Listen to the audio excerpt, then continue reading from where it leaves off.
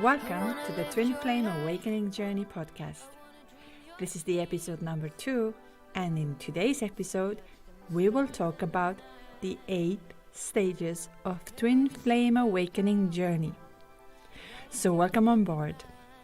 First, I would like to say thank you for each one of you who took the time to listen to the first podcast episode or watch the video on YouTube.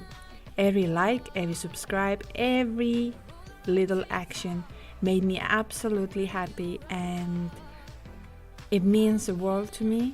So you are listening, I want you to know that your little like, comment, email, anything means the world to me. So thank you for that, my beautiful soul.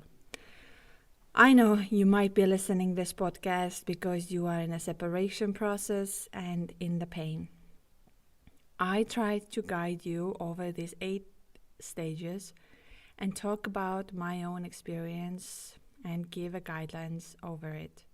I also would like to say that the longer episode, which is about over an hour, is available on Spotify. I just wanted to make sure that those who like what I'm doing and are ready to listen something more than 20 minutes, it is available on Spotify, and you can listen to it and give me back and tell me your feedback from it. If you like it, I will also start uploading them on YouTube. But so far, I think let's just dive into the stages and let me give a small insight. Like I said, longer insights and stories are available on Spotify. It will be a different podcast than what you're listening here. I did 2 different recordings, but the meanings are the same. It's just the way I explain it. So, welcome on board, my beautiful souls. I know it's a difficult journey, but let's dive into the 8 stages of Twin Flame Awakening. And I'll try to bring you some examples that help you along the way. And also, maybe you figure out that, yes, she is my twin flame. Because 8 stages of the Twin Flame Awakening will also relieve who is your stage. Number 1 is before you are actually meeting your twin flame. And it's where universe will start preparing you for your twin flame connection. For example, the universe starts sending you certain signs. And these signs, you can always look back and understand, oh, that really happened. Pretty much when you are in a separation or in a surrender stage already. Because it's just somehow, like everything in life, everything makes sense when we look back to it, not when it happens. But let's go back to the stage number 1 and talk about the signs you might see. And this is also a very important thing to notice. Why? Universe always communicates with us through the signs. So nothing happens in this world by accident. Everything is interconnected one way or another, and so is twin flame connection. So the signs can be 1111. You might see 1111 on your phone. You might receive some bills. You might pick up your phone exactly on the time when it's 11:11. And that happened to me. For months before I met my twin flame, my phone the moment I stood up from my computer, it was 11:11. Like automatically. It could have been anything else. To be honest, now after I've gone through all of that process, I don't see 11:11 on my computer anymore. But I do see it in some other occasions, but it's a lot less than it was before I met my twin flame. The next thing is feathers. You might start seeing feathers, and I used to believe the feathers are the guidance from angels or your spirit guides who are trying to communicate with you. And that's not wrong either. It is part of it. But it's also part of twin flame connection of saying that something is about to change. The next is that you can see twinkling lights. I had them in a very weird situations where, let's say, for example, I went to sauna and the other people were there before. The moment I entered, the lights started twinkling and everybody were looking at me and asking, what just happened? And it wasn't only one time, it happened many times. Now I can of course say that it's totally normal because you're part of the process and your energy is now stronger and it has some kind of other vibrations because we are all energy and we make and we have an impact from that. Then you might see crows and ravens, and I did see them on my parking lot. And I thought, I'm going crazy in my head. Why they are over there? And I actually paid attention because from my childhood I've heard that crows and ravens are part of like a symbol of death. And I do think that crows and ravens are part of your ego death, like a sign that you're going to say goodbye to your ego, the ego that were so kind and nice to you, or actually held you back from being your true self. So there can be some other sign, other number combinations, 222, or even some kind of very odd situations that you have to go to a new job or for a trip somewhere. You most likely going to meet your twin flame in a situation that doesn't really make sense, but all of a sudden you're there and you're meeting them. The next one, the stage number 2, is, I would say, the glimpse stage, or a moment of energy or moment of sparkle. It's actually when you really meet your twin flame for the first time. And it doesn't mean that you know that he or she is your twin flame the moment you meet them, because all of this comes to you later.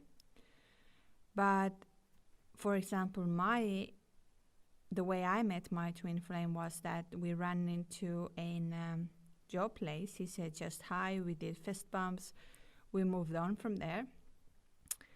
And I never thought that it was something really special, but somehow back in my head I couldn't let go of it. I just on that moment everything happened. And I was really wrong of thinking that this was just a brief hello, because from that moment my life started to change. And the second stage is where you're starting to feel very strange feeling inside of you that this stranger you just met, you most probably didn't spend much time together on the first encounter. I just want to say it as a side note that everyone's twin flame connection is not exactly the same. There are very different stages and people can have it in a very different way. It just depends how the universe is going to prepare you for that.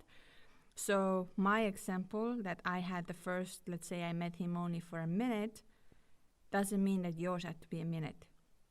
So it's more of a fact that in that moment you felt inside of you that something is no longer the same. And for me it was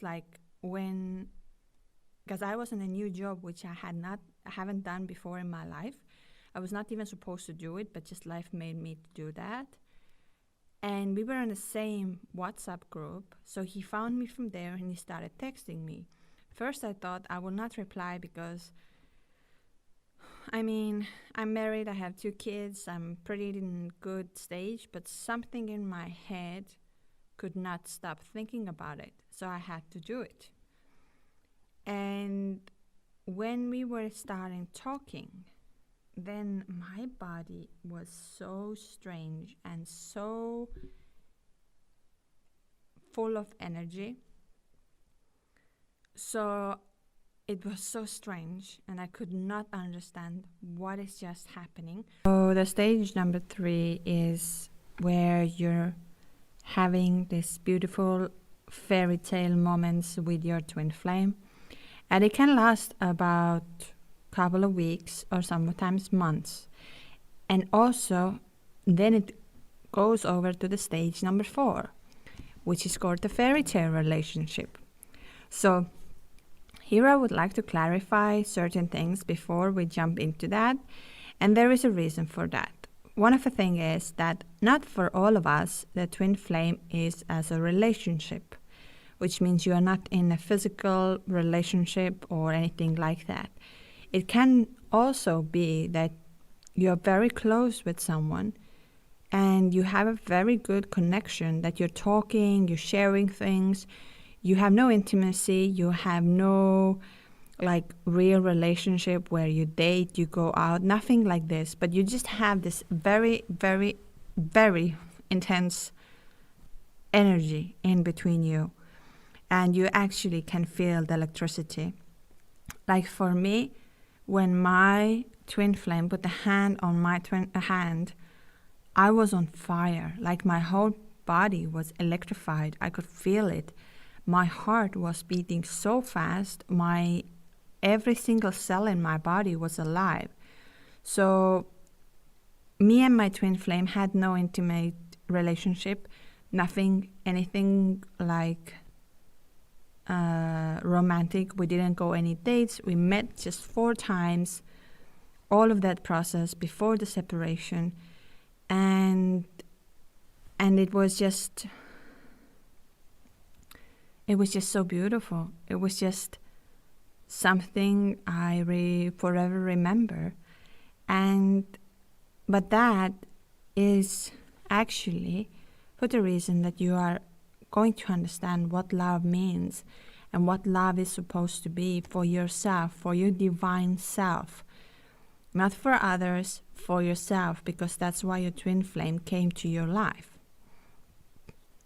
And many of us in that stage have romantic relationships, completely in love. They have even intimacy with their twin flames. And I would like to talk in my podcast about the intimate relationship with your twin flame. Since I have no experience on it, I would like any of you to share or send me the story of yours, that I could find out some patterns and bring it out. Because let's be honest, we all have been thinking about it, how would it been? And I've heard from certain places that it's like you get lost in time and space and you're not yourself. So I'm very curious to know about it, if any of you have gone through it, if any of you have done it. Please, if you have enough courage and you would like to share your journey, you can email or send me a message. I would be happy to discuss that topic, one of my episodes. So that's stage number 4, which is the most beautiful. We all remember the love, the happiness, the energy, all of it. And none of us know what comes next. And that's the stage number 6, where your twin flame runner disappears out of a blue. Literally, they disappear. And they don't tell you, or they don't warn you, or nothing is up for it. They're gone. And this is where everything starts to happen.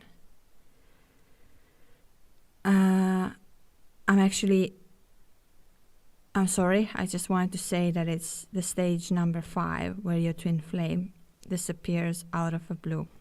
So the stage number 5, not the number 6, I'm sorry, is where your twin flame disappears out of a blue. That you had the most amazing time.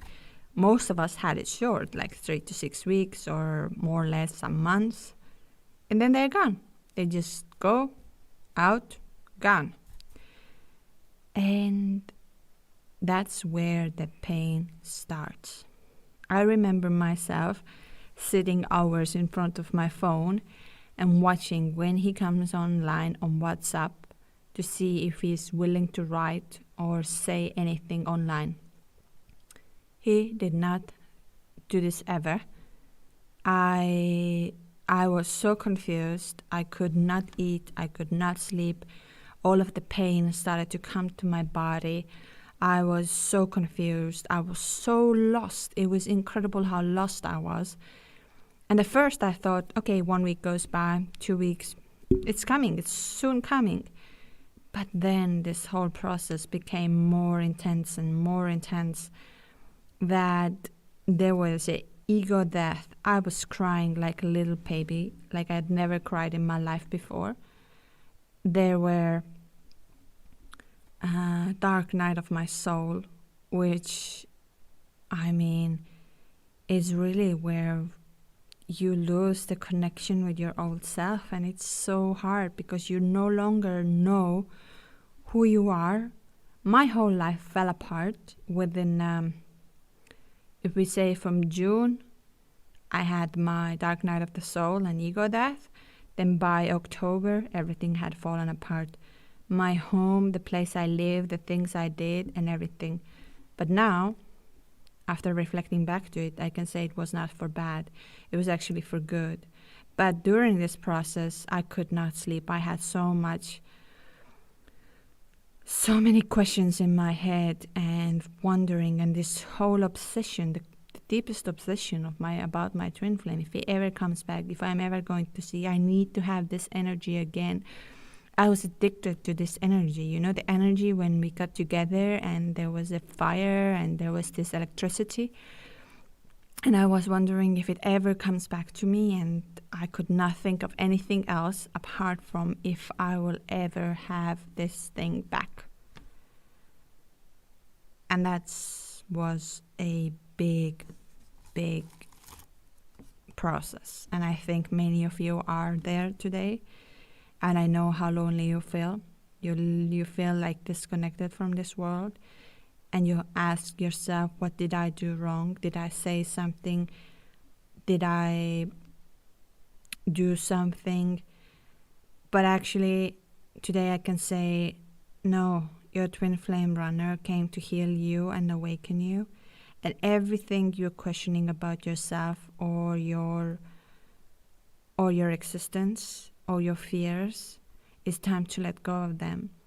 So do yourself a favor and write them down, go within and cry. I think crying is a very powerful tool in this manner. You have to cry it out, and not cry from like you're watching a movie. Cry from your emotion. Cry it out. It's very helpful. And also talk to someone who can understand and who can guide you, because sometimes we can get really lost in this wheel. I do have an open spot for some calls, so if any of you would like to, it's possible. I'll give all my guidance, everything what I did in order to get this beautiful place where I am today. But just I know. And I really know, and that's why I'm trying to share as much information as I can with you to help you to another level. Then from there is also the stage number 6, which is the runner and chaser. Here I have to also a little bit talk about the differences. So who is the runner and who is the chaser? So the runner is a divine masculine, and the chaser is divine feminine. None of them are physical beings. Divine feminine energy can be inside of a man, and divine masculine energy can be inside of the woman. It has nothing to do with the gender at all. It's about the energy. So when the stage 6 is there, the chaser is waiting for the runner, and the runner is running as hard as they can because that energy is too intense for them. They can't handle it. It's too much and too intense. So one of the reasons is also that divine feminine operates on the emotions. It's like a giving energy, a receiving energy. It's a beautiful love energy. And there the mind doesn't play as much as role, and you're easier to let go. While for the runner, the divine masculine operates on the mind. So their mind blocks them for understanding this energy and want to understand this energy. If you tell them, you are my twin flame, they run harder. Do not say for them that they are your twin flame. You'll get these answers in the process. So go with the flow and focus on yourself. So while you are in the stage number 6, the runner and chaser, you are obsessed of having your runner back, your divine masculine. But in that process, you actually have to let go.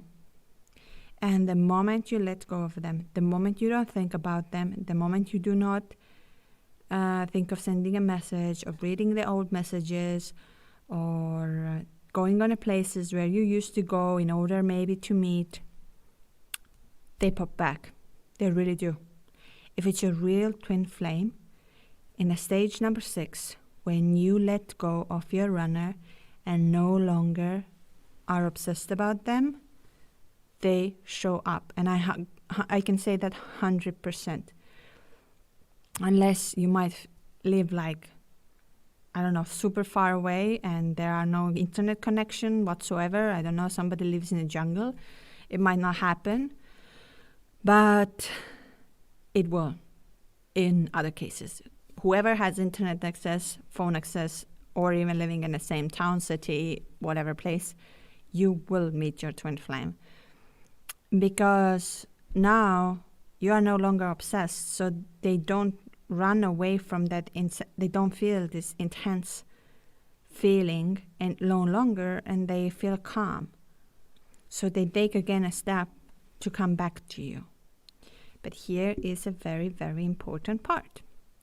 You can fall back to this stage number 5, which is separation.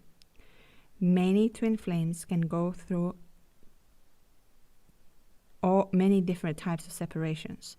So it's not only 1, 2, or 3. It can be a lot more. So it's just because they come and mirror your fears, the wounds you have to heal, and things you have to do in order to get to another level. Because as soon as you become obsessed with them, they run. They're gone. So if you want your twin flame to come back in your life, you have to heal and your twin flame has to heal. I mean, in a way of awaken. Become one with your soul. Once you become one with your soul, you are no longer obsessed about the physical being, and you can become one. Many twin flames can be together, and many twin flames are not together, but they get along very well. They have a good relationship. I have a good relationship with my twin flame, but I am no longer obsessed about it because he taught me about divine love for myself, and he balanced my energies, my divine masculine and my divine feminine, which were out of a balance in order to operate in this world. So now we come back to the last stages, stage number 7 and stage number 8. So these two actually somehow go together and somehow they do not go together. There are different ways, and I'm just going to briefly explain about it. Like I said, my longer version is out on Spotify for those who want to listen all of that, what happened to me and how crazy it was. But the shorter version is here, and the stage number 7 is called surrender. That's the moment where you finally become one with your soul. You understand that the physical person you were attracted to no longer is the full purpose of this journey. You are awakened. You're very clear about who you are, what you want to do. Many things you might in your life might have changed. The work you do, the people you surround yourself with, things that interest you, the things you're speaking out now. Because twin flame awakening, you also have a Kundalini awakening. And that's why I said in the separation stage, where you go through your ego death and dark night of the soul, you also go through a Kundalini awakening. Not all of us, but often happens, that means you're opening your chakras, and all of a sudden you start speaking your own truth, things that matter to you, things that are important for your soul in this world. So in the surrender stage, you finally are your soul. You're finally who you're supposed to be. And then stage number 8 is the oneness. And this oneness is also now in a different ways. So oneness is exactly that you come together with your twin flame and you're going to have a relationship.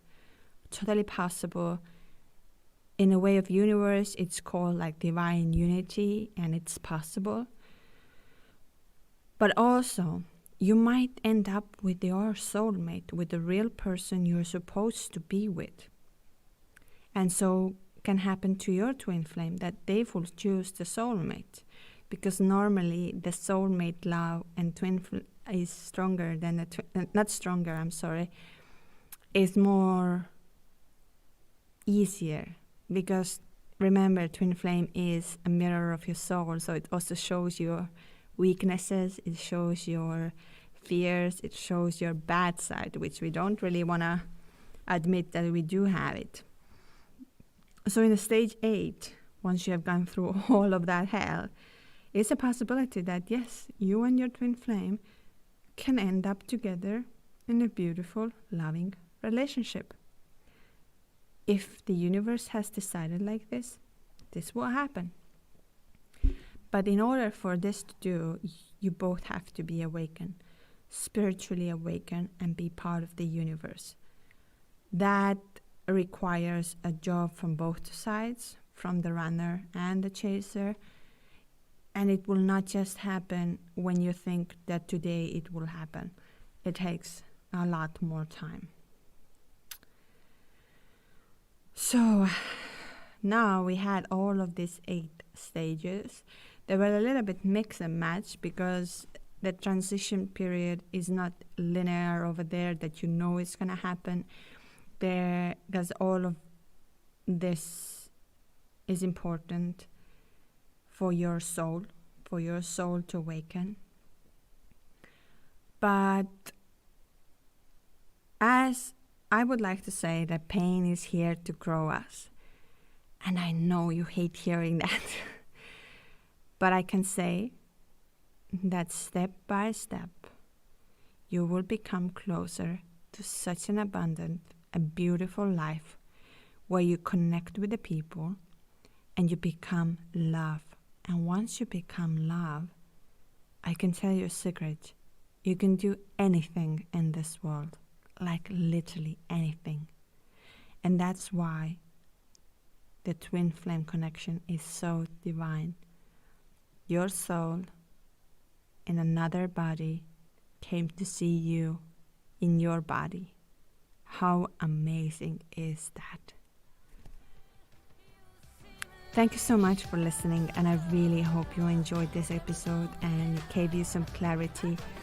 Once again, if anything made sense to you or you have some kind of a input, feel free to leave a comment or leave a like or subscribe to this channel. It helps me a lot, because seeing that I get more subscribers and people are awakening is the biggest gift for me. So thank you so much, my beautiful souls. Your twin flame journey is going to make you amazing. Thank you.